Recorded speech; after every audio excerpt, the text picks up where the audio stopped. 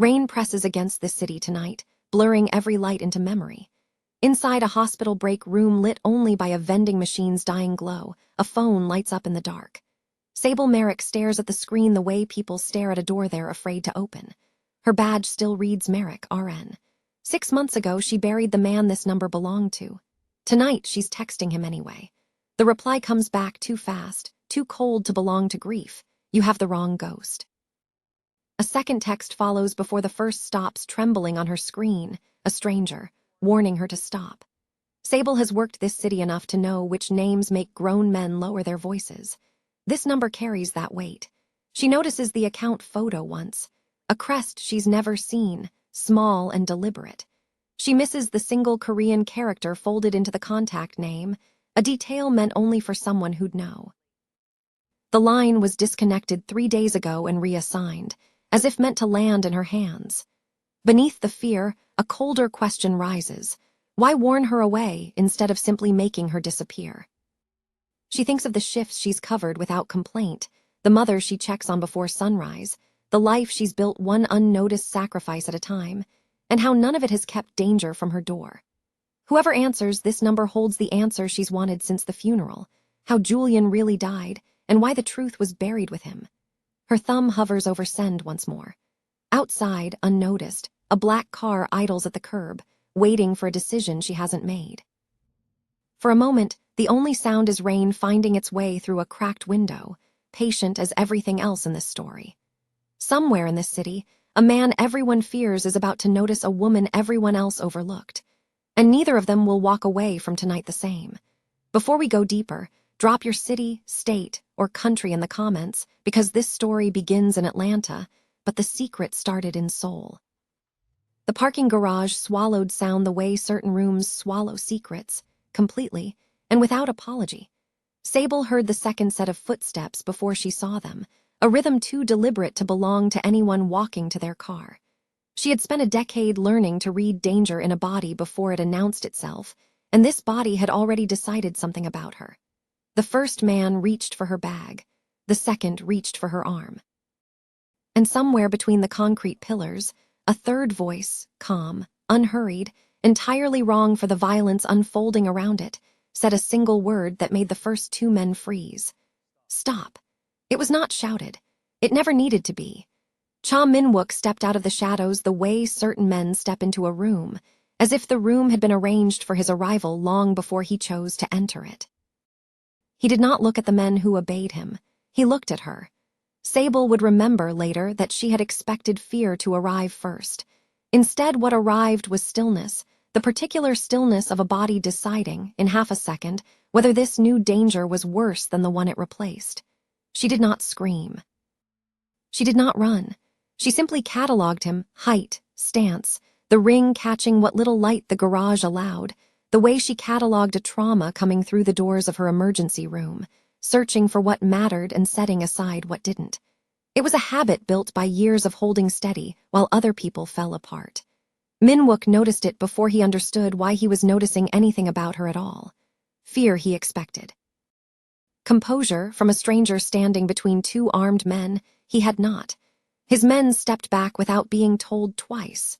That alone said more about him than anything he could have spoken aloud.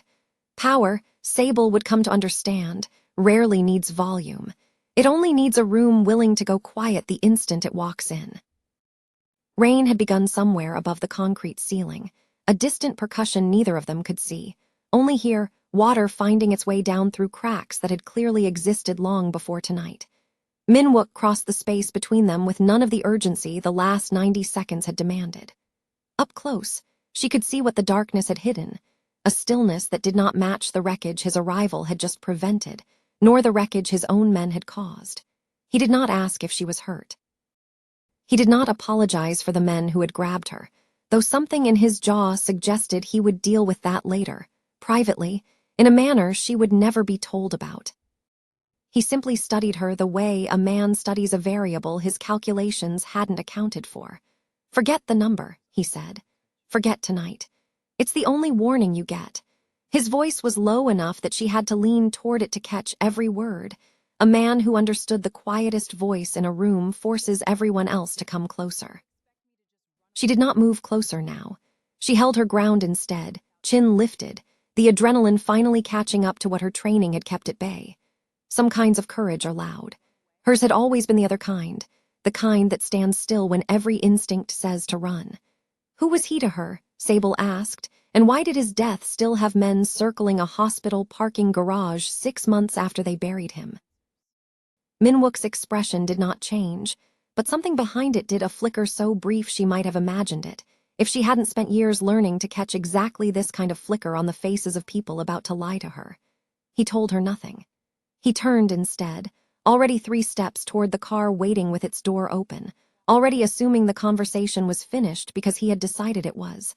It was not finished, not for her. She caught the ring then, really caught it, in the wash of a passing headlight, gold catching gold, a crest pressed into metal that her mind recognized before her memory could explain why. The same symbol from the contact photo. The same warning that had told her to walk away from a number that wasn't supposed to matter anymore. Her pulse did something complicated, something that had less to do with fear now and more to do with the sudden, dizzying sense that Julian's death had never been the accident the hospital paperwork claimed it was. "Wait," she said, and something in her voice made even his men turn. "Julian," she said, "say his name and tell me you don't know it." For 1 full second, Cha Minwook did not move at all.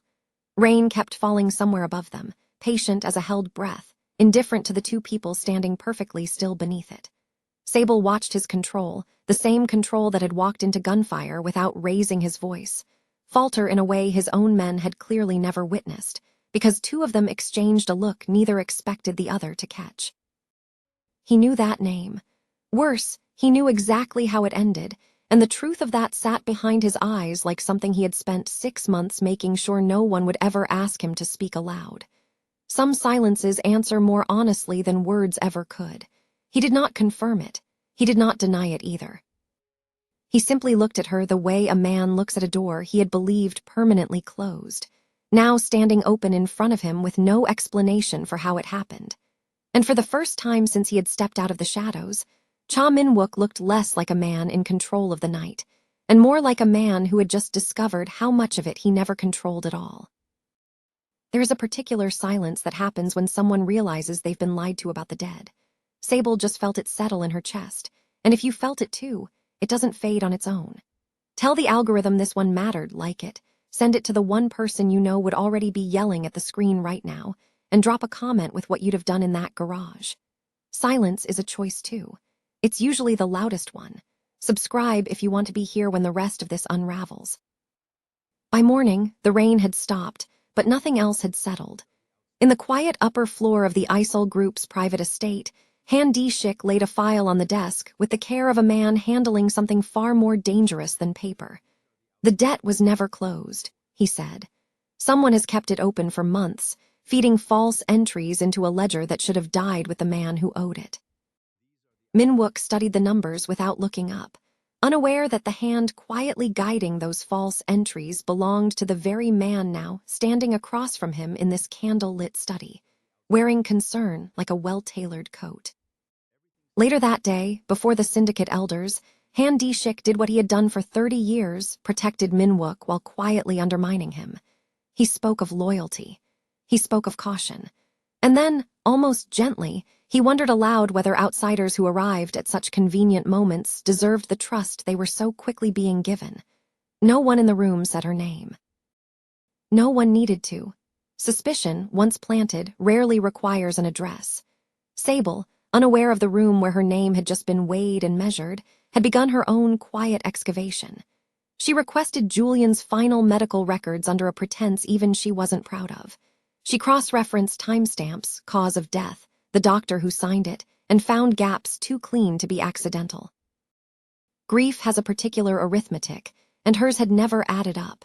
Somewhere in that arithmetic, she suspected, was the truth no one had let her bury with him. The men who took her from her apartment 3 nights later were not Minwook's. They came through the fire escape while the city slept, and Sable woke to a hand over her mouth and the particular, practiced silence of men who had done this before. She did not scream. She had learned, in a parking garage days earlier, that screaming rarely helps and calculation sometimes does. They believed she carried something Julian had hidden before his death: evidence, leverage, a name. They were wrong about what she had, though not about what she was beginning to understand. Minwook's phone rang once, in the middle of a meeting he would later forget entirely. His order came before he had fully reasoned through why he was giving it, a decision made faster than his usual calculations allowed. Some instincts arrive before permission is granted to feel them. By the time his men reached the warehouse where she was being held, she had already worked one hand loose from its binding proof, if he'd needed any, that the woman he was racing to save had never once stopped trying to save herself. He placed her in the safe house himself, not a subordinate, not protocol. Himself, a departure so unlike him that even the men driving the car exchanged a glance neither dared to comment on aloud. He told himself it was strategic, that a witness this valuable required his personal oversight. He did not tell himself the truth, that some part of him had already decided her safety was no longer a variable he was willing to delegate. Power rarely explains itself, even to the man wielding it. Song Ariam Jin arrived at the formal gathering 2 nights later, dressed the way certain women dress when they intend to be discussed. She heard the rumor before she saw the woman, that Minwook had taken a personal interest in an outsider, had broken protocol for her, had let her occupy space in his world that no one, not even Ariam Jin's own family, had ever been offered. Crossing the room toward him, she smiled the smile she had been trained to wear since childhood, warm enough to disarm, sharp enough to cut. "You look distracted," she said, watching his eyes drift toward the door before he caught himself. He said nothing. Silence, from a man who never wasted words, told her everything her family's alliance had failed to. Her bracelet turned once between her fingers, slow and deliberate. Jealousy, when it belongs to someone raised for composure, rarely raises its voice. It simply recalculates the battlefield. Sable, meanwhile, had grown tired of being protected without explanation. She told him plainly that she hadn't survived this long by letting anyone decide what was best for her, danger or not. Minwook did not argue. He simply watched her the way a man watches whether he cannot control and has stopped trying to. Her resistance unsettled him more than any threat his enemies had made in years, because threats he understood. Her, he was only beginning to. That night, in a room lit by a single lamp, he finally told her the truth he had been circling for days. Julian's debt was never about money. It was about silence, about something Julian had witnessed the night Minwook's father died, a debt paid not in currency, but in years of forced quiet no ledger could ever properly record. Sable listened without interrupting, watching the lamp light catch the tired edges of a man who had spent his entire life being feared and almost never being understood. Something in her chest, some old and stubborn wall, shifted half an inch toward him. Some truths cost more to speak than a keep. He reached for the file one last time, reluctant in a way she hadn't seen from him before, and placed a single photograph on the table between them without a word of warning. Julian. Alive. Dated 2 weeks after the funeral she had wept through alone, in a black dress she still couldn't bring herself to give away. The room went silent in the particular way rooms go silent when a grief someone has carried for months turns out to have been built on a lie. Sable did not move. She simply stared at the photograph, waiting for the floor beneath her certainty to finish collapsing. Some ghosts, it turns out, choose their own quiet graves. Silence while the truth unfolds in front of you is not neutrality. It is a choice. This story just spent 12 minutes showing you exactly what that choice costs a woman who thought she'd already grieved everything she was going to grieve. If it cost you something to watch too, let it show, like the video. Share it with whoever you'd want narrating your own life this well, and say in the comments what you noticed that no one else in the story did. Subscribe, because the next 12 minutes make it very hard to stay quiet. The photograph stayed between them long after the silence should have ended. Rain traced slow lines down the window behind him, indifferent to the wreckage unfolding in the room. "You knew," Sable finally said, and the accusation landed heavier for how quietly she delivered it. Minwook did not deny it. He admitted he had suspected the staging months earlier, had chased the inconsistency far enough to smell the lie beneath it, and had chosen silence anyway, believing it would spare her a second grief before she had finished carrying the first. Some mercies arrived disguised as cruelty, and this one had cost him more than she yet understood. She did not forgive him. Not that night, not with words. But she stayed in the room, and for a woman who had spent her life leaving rooms the moment they turned dangerous, that was its own kind of answer. Miles away, in a study lit only by a single desk lamp, Han Dishik forwarded a file to a number his own family had once trusted without question. The timeline inside was doctored just enough. Dates shifted. A photograph cropped to remove context.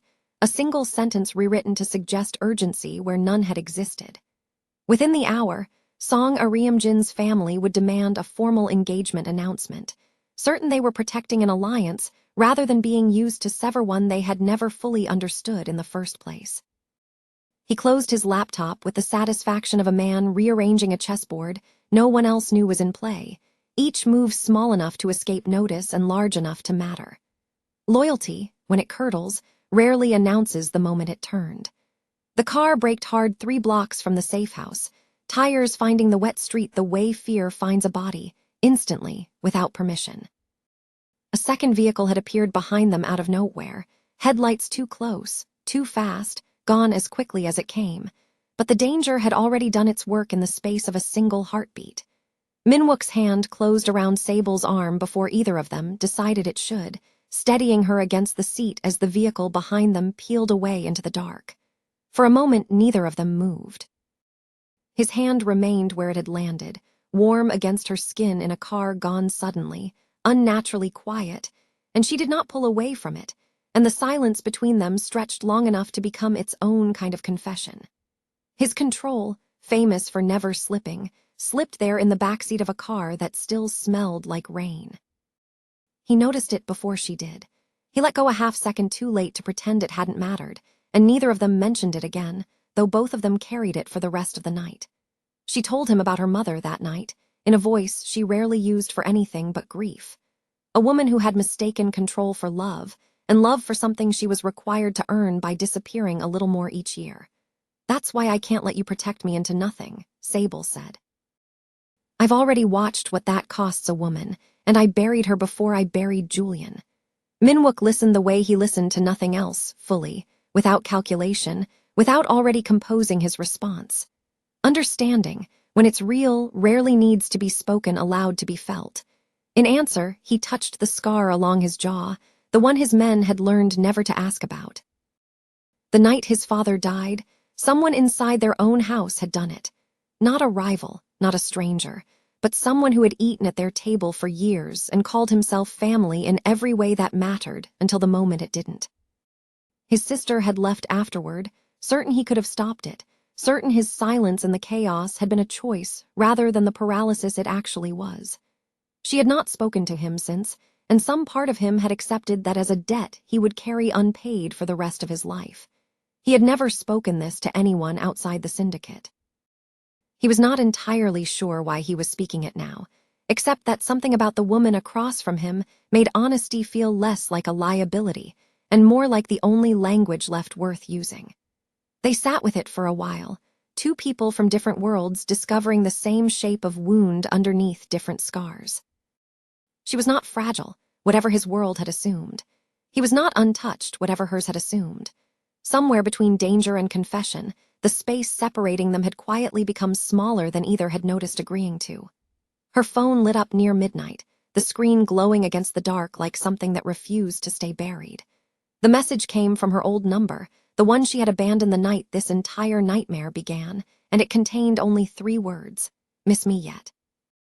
Minwook's men traced the signal within the hour, moving with the quiet urgency of people who understood exactly how much a wrong answer would cost. What they found made the room go cold in a way rain and shadows never had. The message hadn't been spoofed. It hadn't been sent by someone playing a cruel joke on a grieving woman. It had come from a phone registered to a man who was supposed to be 6 months in the ground, from a location less than 4 miles from where they were currently sitting. Julian was not only alive. He was close enough to be watching, close enough that the distance between the dead and the merely hidden had just collapsed into something far more dangerous than either of them had prepared for. Grief, it turns out, makes room for exactly one truth at a time. And this one had just walked quietly back through the door Sable thought she'd finally closed for good. You felt that fracture. Something in you recognized the exact weight of what just passed between them. Not romance yet. The beginning of one person deciding another is safe enough to be honest with. Ask yourself, what kind of person sits quietly after feeling something that real and does nothing with it? Like this, if it landed. Share it with someone who still believes restraint can be its own kind of intimacy. Comment with the moment that got you. Subscribe if you intend to see what he does now, that Julian isn't as dead as either of them needed him to be. The gathering that evening had been arranged to celebrate an alliance, though by the time Song Ariam Jin finished speaking, it had become something closer to an execution. Crystal caught the chandelier light overhead, indifferent to the cruelty gathering beneath it. She crossed the ballroom with the practiced grace of a woman who had rehearsed cruelty until it looked effortless, and stopped directly in front of Sable, loud enough for every guest to hear. "Tell me," she said, "does he know what you really are, or does he simply prefer not asking?" The room went quiet the particular way rooms go quiet when everyone understands, without needing to be told, that a line has just been crossed on purpose and no one intends to be the first to speak. Sable did not flinch, though something in her chest folded inward at the sheer, calculated publicness of it, the deliberate cruelty of an audience chosen for maximum damage. Some humiliations are designed to be witnessed. This one had an audience of exactly the people whose opinions could still hurt Minwook. He crossed the floor before the silence could finish settling, his footsteps the only sound in a room built on the assumption that he never moved without calculation. He did not hesitate, not even for a breath. He chose her, visibly, deliberately, in front of the elders whose approval had kept his position secure for a decade, in front of a fiancé his family had promised him before he was old enough to object to the arrangement. It cost him something real.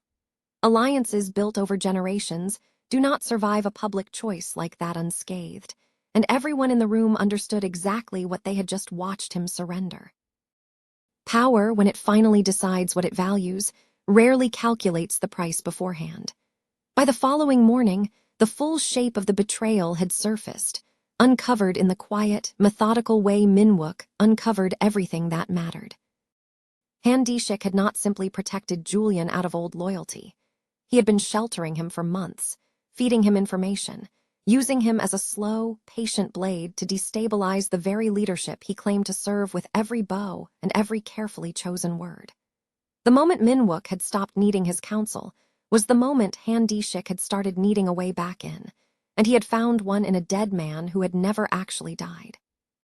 Betrayal, it turns out, rarely announces itself with anger. It arrives instead in the quiet, reasonable voice of someone you trusted enough to stop watching. Julian reached Sable that same afternoon, his voice on the phone carrying the same practiced charm that had once made her believe in things that weren't true, back when she had been young enough to mistake charisma for character. "Come with me," he said. "I can protect you from what he really is." She listened to every word and heard, underneath it, only the sound of a man still trying to talk his way out of consequences, the same man who had let her grieve him for 6 months rather than face what he owed. "No," she told him, without hesitation, without softness. "I already buried you once. I'm not doing it twice." Within the hour, she was gone, taken not by Julian, who had never held that kind of power, but by Han Dishik's men, who understood exactly how useful an unwitting bait could be when the fish had no idea he was also the hook. Julian had been the lure without ever knowing he was one, a man who had spent his whole life running from consequences only to become someone else's weapon in the end. Minwook's phone rang while he was mid-sentence in a room full of men who had never once seen him lose his footing, not in gunfire, not in betrayal, not in the worst nights the syndicate had handed him. He answered with the screen still lit, forgetting, for the first time anyone could remember, the habit that had defined him for years, the small ritual of control that made every conversation feel like it began on his terms. His hands were not steady. The stillness that had made grown men lower their voices in his presence cracked open in front of the very people who depended on it never breaking. Some men reveal themselves in anger. He revealed himself in the one unguarded second it took to nearly drop the phone. Song Ariamjin watched the search unfold from the edges of a room she no longer felt she belonged in, and the truth arrived slowly, the way truths do when they cost you something to accept. She had not been protecting her family's alliance. She had been a piece on Han Dishik's board, moved into position the same way Julian had been, used by a man neither of them had ever suspected of wanting anything more than loyalty, quiet and gray and unremarkable at every gathering she had ever attended with him. Realizing you were a weapon in someone else's war changes what you're willing to do next. Min-wook stood at the center of a decision with no comfortable answer, the kind that arrives only once or twice in a lifetime and demands to be met without flinching. The slow, careful path would protect his position, consolidate his power, and give him the leverage to win a longer war fought on his own terms and his own timeline. The reckless path might save her before the hour ran out, but it would cost him everything he had spent his life building, exposed and vulnerable in front of enemies who had waited years for exactly this opening to present itself. He looked at the two futures laid out before him and understood, finally, that only one of them still felt like a life worth having. Some choices reveal a man's power. This one, standing alone in a room gone suddenly too quiet, would reveal his heart instead. You have stayed through everything. Every shift, every fracture, every moment the floor dropped out from under people who didn't deserve it. Disappearing now, without a word, would be the most telling thing you've done all evening. She didn't get the option to disappear when it mattered. Like it if it earned that much from you. Share it with someone who needs to see what he's about to do. Comment on what you'd risk for someone in 5 minutes flat. Subscribe and stay for what he's willing to burn down to get her back. Han Dishik's unraveling did not arrive with violence. It arrived the way real power always ends things, quietly, thoroughly, in a room full of elders who had trusted him for 30 years and would need only minutes to stop. Min-wook laid the evidence before them himself, the doctored files, the sheltered fugitive, the decades of counsel that had curdled slowly into betrayal no one had thought to suspect. He did not raise his voice once, not for a single sentence of it. He did not need to. The elders read in silence, and somewhere in that silence, 30 years of assumed loyalty finished dying without a single dramatic gesture. By the time he finished speaking, Han Dishik's title, his protection, and his place at that long dark table belonged to a man who no longer existed in any way that mattered. Julian was found 3 days later, attempting to cross a border with a passport that wouldn't survive a second glance and a carefully rehearsed story that wouldn't survive a first one either. Min-wook's men could have ended it there, quietly, the way the syndicate ended most things that had outlived their usefulness. He chose otherwise. Julian was delivered instead to the very authorities he had spent 6 months evading, alive, accounted for, and entirely out of anyone's hands but the law's. It was not forgiveness. It was something closer to a gift he gave Sable without ever telling her he'd given it, a debt closed clean, leaving her hands untouched by whatever came next, and her conscience free of the one ending she had never wanted to be responsible for. The extraction, when it finally came, unfolded with the practiced silence of men who had done this before and intended to keep doing it right. Sable heard the door before she saw exactly who opened it, and for one suspended second she had to decide, the way she had decided everything else in this story, entirely on her own. She could run, the way she had always known how to. Some part of her, the part her mother's marriage had built brick by careful brick over years she still couldn't fully speak about, still knew how to run alone and trust nothing else, a survival instinct old enough to feel like identity. Instead, she reached for the hand already extended toward her, warm and steady in a way she had not let herself expect from anyone in this world, and the choice landed lighter than she expected it to. Some choices take a lifetime to become possible. Hers took exactly 1 second, once she finally let it, once fear finally lost its argument against everything else she was learning to feel. Song Ariamjin did not disappear quietly, and Sable had not expected her to. She found her in the corridor afterward, stripped of the title her family had spent years arranging, her composure finally cracked open into something rower and more honest than anything she'd shown at the gathering weeks earlier, her pearl bracelet absent from a wrist that looked strangely bare without it. "He used me too," she said, before Sable could speak first. "I thought I was protecting my family's future. I was only ever a piece on his board, same as your Julian." There was no apology in it, Not exactly. Only the particular, hard-won clarity that arrives once someone finally sees the shape of the war they were fighting in without ever having been told the rules. She walked away after that, and neither of them tried to stop her. The quiet that followed felt different from every silence that had come before it, softer somehow, as though the room itself had finally exhaled. Minwook found Sable near the window, the city settling into evening the way cities do when the worst of a night has finally passed. He held out his phone, wordless.